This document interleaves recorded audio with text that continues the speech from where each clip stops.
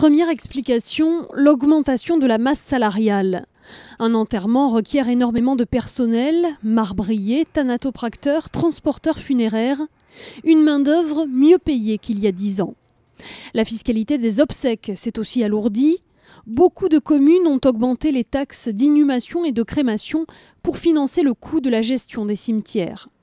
Enfin, la flambée des prix correspond aussi à des changements de pratiques au sein des familles. Il y a une époque, beaucoup de familles acceptaient que la personne défunte puisse reposer à la maison, sauf que de nos jours, les familles préfèrent que ces gens reposent dans un milieu correspondant plus à leur fin de vie et donc qu'ils puissent être transférés dans une chambre funéraire. Et puis souvent, les familles éprouvées ne font pas jouer la concurrence. La première chose à faire, c'est de venir accompagner d'une personne qui est moins dans le deuil, qui est capable d'être vigilante sur certaines prestations. La deuxième chose à faire, c'est de prendre le temps de comprendre le devis, de poser des questions à l'agent funéraire si on ne comprend pas. Des obsèques si coûteuses qu'aux États-Unis, par exemple, de plus en plus de familles lavent, habillent et veillent leur mort chez elles.